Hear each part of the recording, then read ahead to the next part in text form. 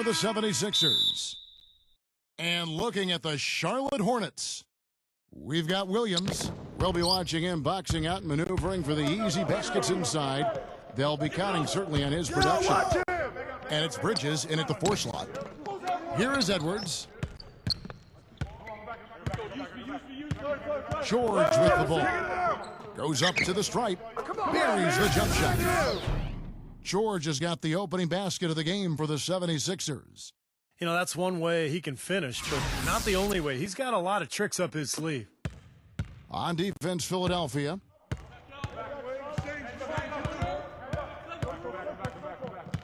Williams, a screen on George. Ball's knocked loose. Out of bounds. Philadelphia takes possession.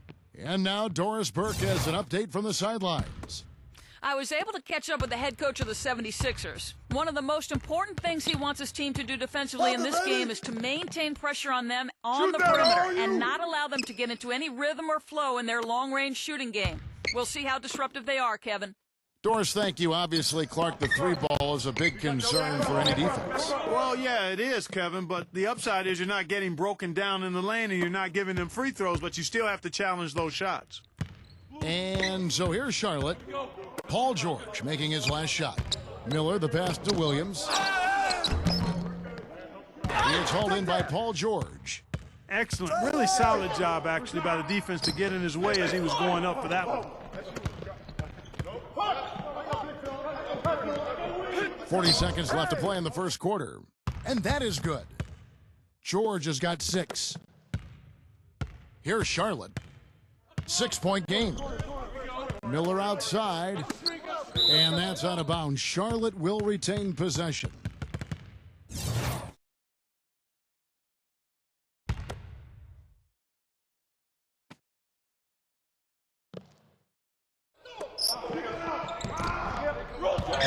Pass to Bridges.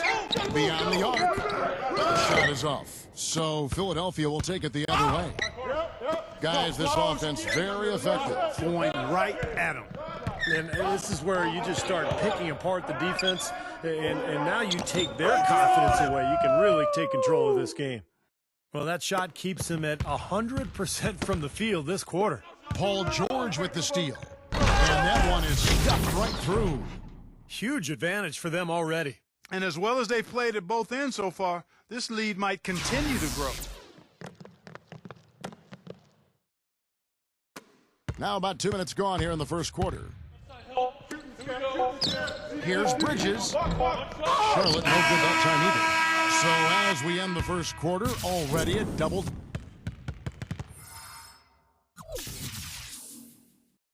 Welcome back, folks. We'll see if we're in store for a more tightly contested quarter as we move here into the second. And guys, what do you think about the offensive approach we've seen so far for the 76ers?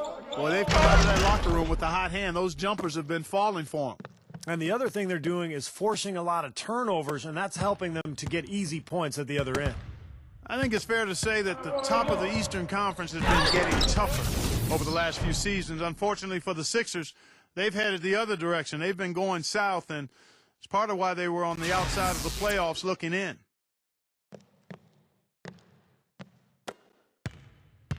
On defense, Philadelphia. 14 points, their largest lead in the game. Got a piece of it. Fast break, here they come. How about that, basketball fans? Beautiful. Wow. Oh, man, they are just putting the hammer down right now. Defensively and offensively, it has all been working for them today. And back to what you were saying, Clark, about Philadelphia going through a lot of roster changes last year. You're right, in a season where a lot of other teams in the East put it all together. Steve, bad timing for Philadelphia. Yeah, bad timing. Roster changes and injuries, of course. I mean, the big trade for Bynum looked like it was going to be something that could help them get to the top of the East, but Bynum never played a single game for them. And so it's understandable why Philadelphia struggled. A big part of this run here has been their ability to hit from mid-range, guys. I mean, that's unique. Yeah, some players and teams even shy away from that mid-range jumper, but this team seems to have it dialed in from that range. Hornets trail by 18. And now the first timeout called here for the Hornets. Yeah, he's seen enough of this interior scoring that his defense is giving up. So the message during this timeout is to lock things up inside.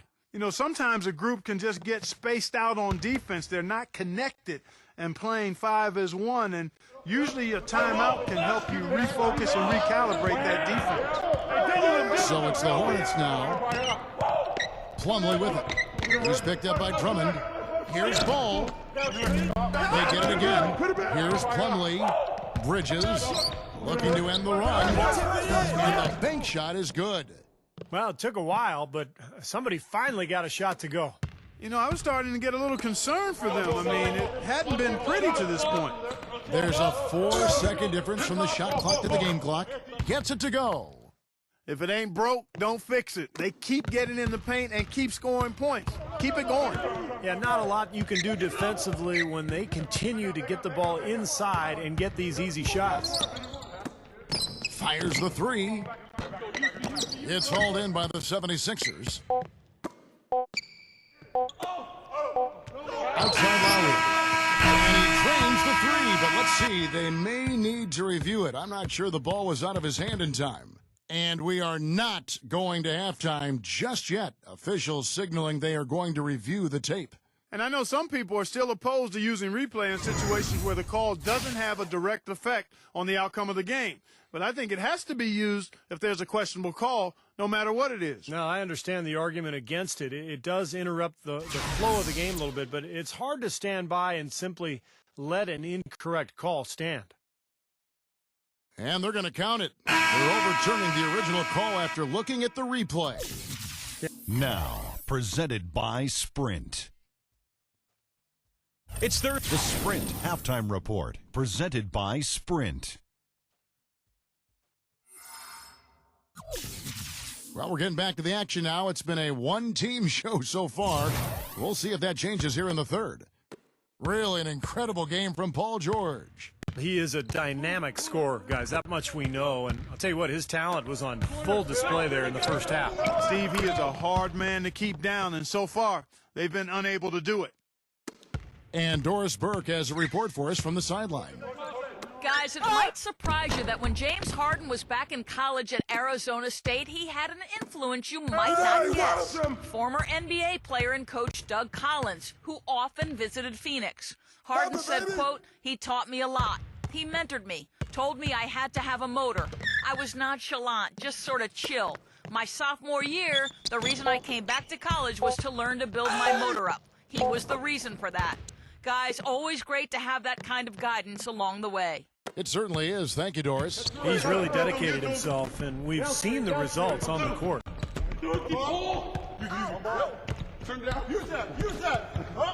About 1 minute played here in the second half.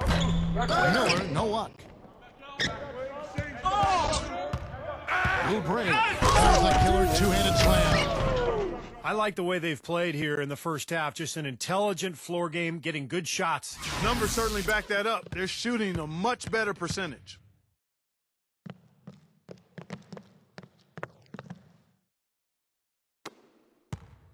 And that's out of bounds. Charlotte will retain possession. A super defensive play. I mean, if that pass gets through, it's probably 2 points. And he knew that. He knew if it gets through, it's a score, so that's why he sold out for it and got a hand on it. Number 7. Charlotte no good that time either. Looked like he rushed that one, guys. The defense was out of position. He was wide open, just couldn't take advantage. And that bucket adds to what's been a big differential in points in the paint between these two teams. Defensively, the intensity just hasn't been there. They've got to pick up the pace. Charlotte making a switch here. The 76ers shooting their first free throw of the game. That's it. And we're about a minute and a half here into the second half. Oubre, and he makes it look easy, dunking it hard with one hand. Wow, what an incredible run they're on. This is as good an offense as you will see. Well, every single guy on the floor right now just feeling it. Hit me, I'm open. Stolen away. Now the 76ers on the break. And Edwards with the stuff. Textbook example there of how to use defense to create offense. Yeah, beautiful transition play after the steal all the way to the basket. Wasted no time going from defense to offense. It feels like they're starting to pick up the intensity as the game itself starts to get a little more tight and close.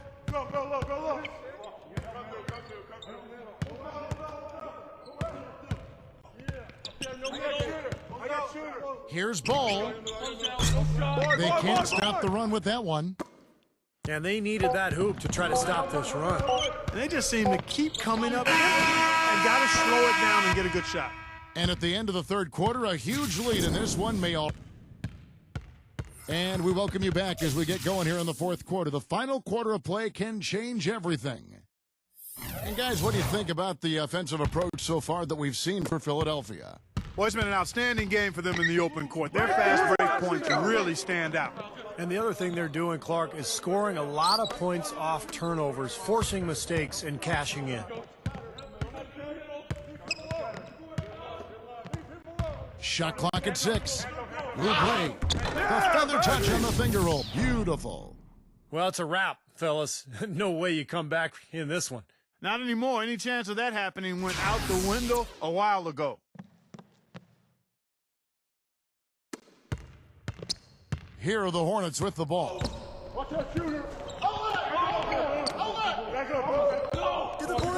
Here's Sexton. And that one's good.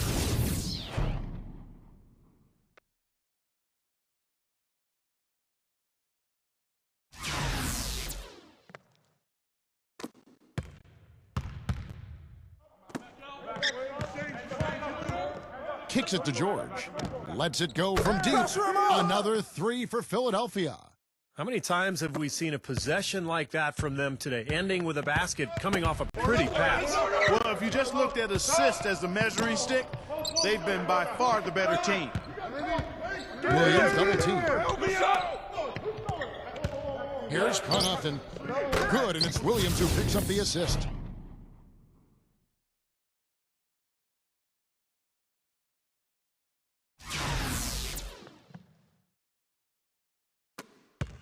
.105 left in the fourth quarter.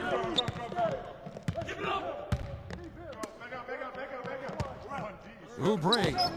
And the 76ers tack on 2 more. And at the offensive end, he's done about as much as they could have hoped for today. Stolen.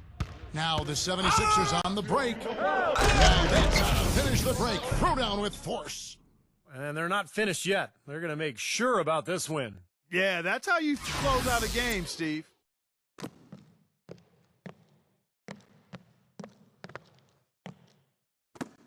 .46 seconds left in the fourth quarter of this one. Look at that athletic play. Incredible. Wow. And he throws it down hard with one hand. Boy, you relish these sorts of road games where you come in and you get the job done. In a long schedule with the kinds of pressure of travel and tough opponents throughout the season, it's always good when you play a game like they have here. Tries to save it. Out of bounds. Philadelphia takes possession.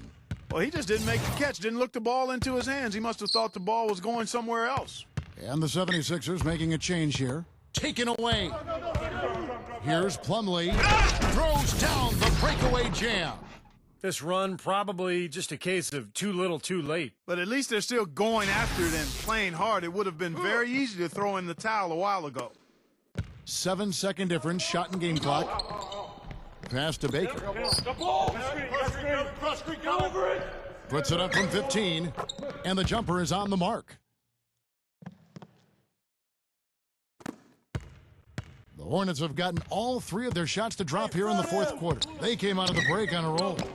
They get the rebound. Plumlee makes it off the glass. Very nice pickup of the offensive rebound, and once he gets his hands on it, you know it's going back up and back in. Outside Lowry.